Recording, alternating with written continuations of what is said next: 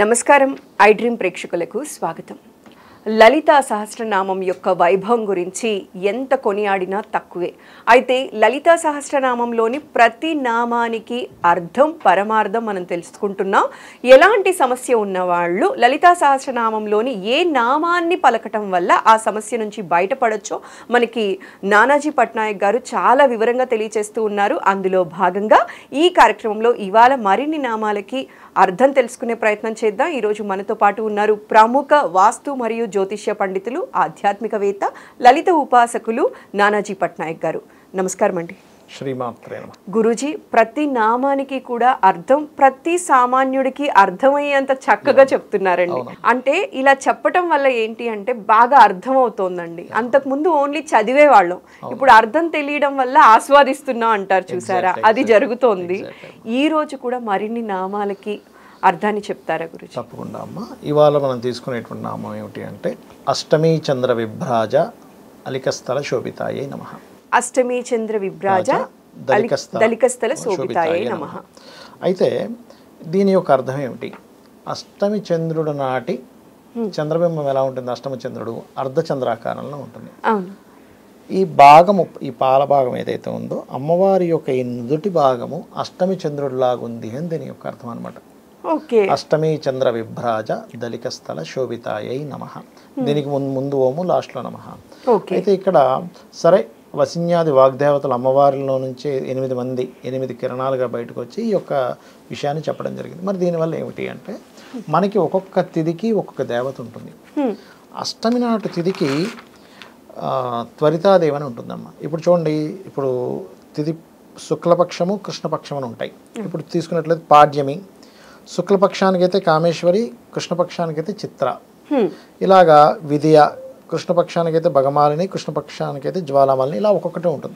అయితే అష్టమి దగ్గరికి వచ్చేసరికి కృష్ణపక్షమైనా శుక్లపక్షమైనా సరే ఒకటే. అష్టమి రోజు మాత్రం ఒకే దేవత, త్వరితాదేవత అంటారు. త్వరితాదేవి. ఈ త్వరితాదేవికి ఉన్నటువంటి శక్తి ఏమిటి అంటే ఈ నామం చేసుకుంటే కనుక ప్రత్యేకంగా మనకి లలితా సహస్రనామాల్లో కూడా, అంటే దేవీ భాగవతంలో అమ్మవారు చెప్పినటువంటి స్వయంగా తనంతట తానే చెప్పినటువంటి తిథులు ఏమిటి అంటే అష్టమి, నవమి, చతుర్దశి. ఈ 3 రోజులు ఎవరైనా సరే అమ్మవారిని ఆరాధిస్తే తన యొక్క అనుగ్రహం తొందరగా వాళ్ళకి లభిస్తుంది. దీంతో పాటు తర్వాత కొన్ని వాటిల్లో అమావాస్య, పౌర్ణమి కూడా కలిపారు. 5 తిథులు అని చెప్తూ ఉంటారు. అష్టమి, నవమి, చతుర్దశి, పౌర్ణమి, అమావాస్య, ఈ 5 తిథులు చాలా విశేషమైనటువంటిది. ఆ సమయాల్లో అమ్మవారి అనుగ్రహం ఎక్కువగా ఉంటుందని చెప్తూ ఉంటారు. అయితే ఈ అష్టమి రోజు చేసేటువంటి అమ్మవారి యొక్క ఆరాధన కానివ్వండి, ఈ అష్టమీ చంద్ర విభ్రాజ దలికస్థల శోభితాయే నమః అనేటువంటి నామం చేయడం కానివ్వండి, ఎటువంటి ఫలితం ఇస్తుంది అంటే ఇప్పుడు చంద్రుడు దేనికి కారకుడు? ఒక మూమెంట్ కారకుడు అమ్మ. మనస్కారకుడు, మూమెంట్ కారకుడు. ఒక పని జరగాలి, మూమెంట్ అవ్వాలి అంటే చంద్రుడు ఎవరి జాతక చక్రంలో అయినా చంద్రుడు బాలేడు అనుకోండి, పనులు కదలవు, పనులేవి జరగవు, వాళ్ళ మనసు స్థిమితంగా ఉండదు, కకలావికలంగా ఉంటుంది, రకరకాల అనుమానాలు ఉంటాయి, ఏం చేయాలో అర్థం కాదు, విచిత్రంగా చింద్రవంధ్రంగా ఉంటుంది వాళ్ళ మనసు, వాళ్ళ ఆలోచనలు అన్నీ కూడా. అప్పుడు ఆ చంద్రుడు స్థితి బాగుపడితే అవన్నీ సెట్ అవుతాయి. ఆ చంద్రుడి స్థితి బాగుపడాలి, పనులు ముందుకు వెళ్ళాలంటే చంద్రబింబంతో పోలి ఉన్నటువంటి అర్ధచంద్రాకారంతో పోలి ఉన్నటువంటి అమ్మవారి నుదుట భాగాన్ని కనుక ఎవరైతే స్మరిస్తారో త్వరితాదేవి అనుగ్రహం కలుగుతుంది. త్వరితాదేవి అనుగ్రహం జరిగితే ఏంటి అంటే కొంతమంది లైఫ్స్లో చూడండి, నా యొక్క జీవితం సగం వరకు వెళ్ళిందండి, ఇక్కడ నుంచి మూవ్ అవ్వట్లేదు, సగం సినిమా దేశం బడ్జెట్ అయిపోయింది అంటారు కొంతమంది. లేకపోతే ఒక ఫ్యాక్టరీ స్టార్ట్ చేసామండి, సగంలో ఆగిపోయింది, లేకపోతే ఎండింగ్లో ఆగిపోయింది, అబ్బాయి ఇంకొంచెం పని అయితే నాకు కొన్ని కోట్లు కలిసి వస్తాయండి అంటూ ఉంటారు.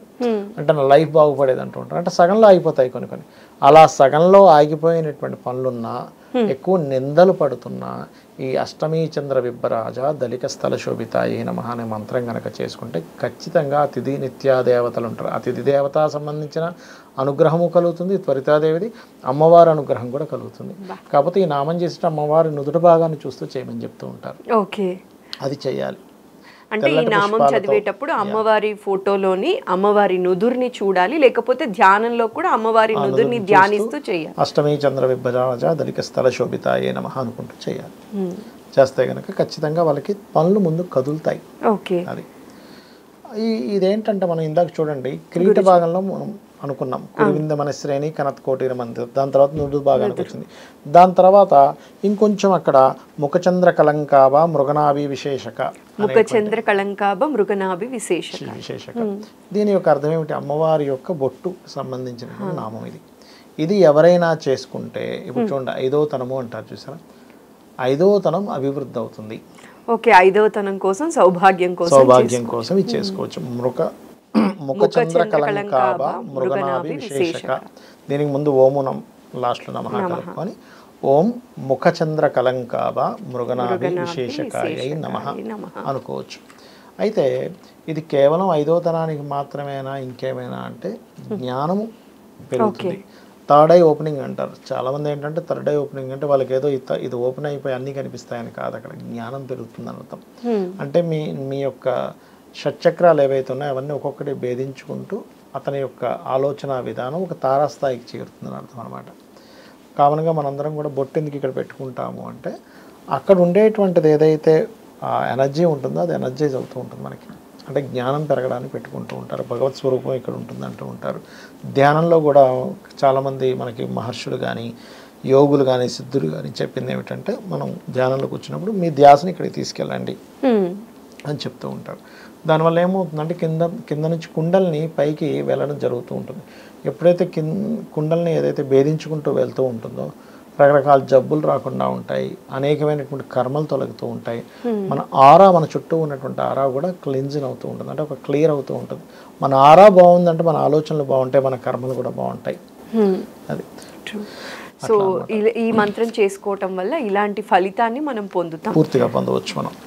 అది అదేవిధంగా వదనస్మర మాంగళ్య గృహతోరణ చిల్లిక అనే వదనస్మర మాంగళ్య గృహతోరణ చిల్లిక. దీని యొక్క అర్థం ఏమిటి అంటే అమ్మవారి యొక్క కనుబొమ్మల గురించి చెప్పినటువంటి నామం ఇది. అంటే అమ్మవారు కనుబొమ్మలు ఎలా ఉన్నాయట, ఒక గృహానికి తోరణాలు కడతాను చూసారు మనం, ఒక మామిడి తోరణాలు కట్టినట్టుగా ఉన్నది అమ్మవారి యొక్క కనుబొమ్మలు.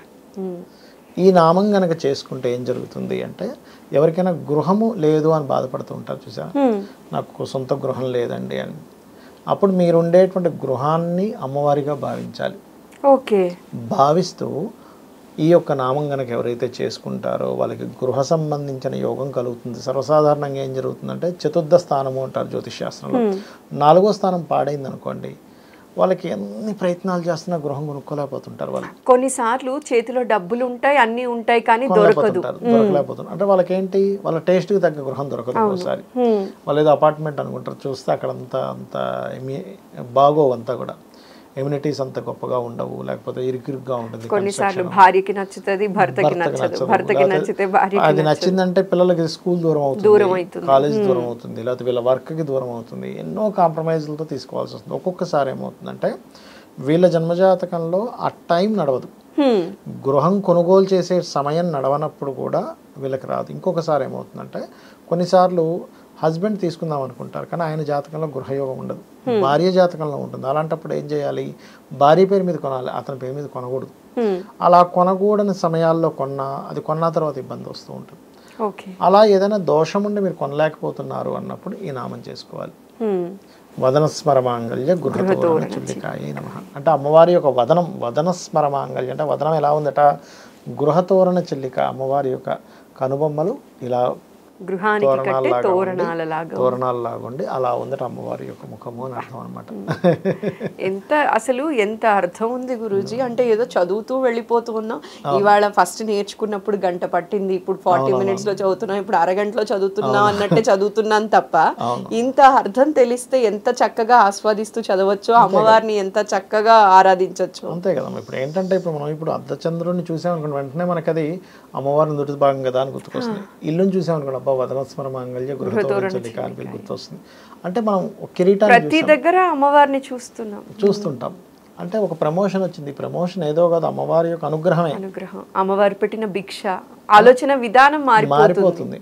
ఎప్పుడైతే మీకు ప్రతి దాంట్లో అమ్మవారిని చూడడం అలవాటు అవుతుందో అక్కడ మీకు నెగటివ్ థింకింగ్ అనేటువంటిది రాదు, కంప్లీట్ పాజిటివ్ థింకింగ్ అనేది పెరుగుతుంది. అందుకే ఈ లలితా సహస్రనామాన్ని ఆస్వాదిస్తూ అర్థం తెలుసుకుంటూ ప్రతి దాంట్లో అమ్మవారు ఉన్నారనేటువంటి దాన్ని గుర్తిస్తూ మనం ముందుకు వెళ్తూ ఉండాలి. గురూజీ చాలా చక్కగా ప్రతి నామానికి అర్థం, అలానే ఆ నామం చదవటం వల్ల ఎలాంటి కష్టం నుంచి కడతేరవచ్చు అనే విషయం అర్థమయ్యేలా చెప్పారండి. మరోసారి ప్రత్యేక ధన్యవాదాలు గురూజీ. నమస్కారం. శ్రీమాత్రే నమః. శ్రీమాత్రే నమః.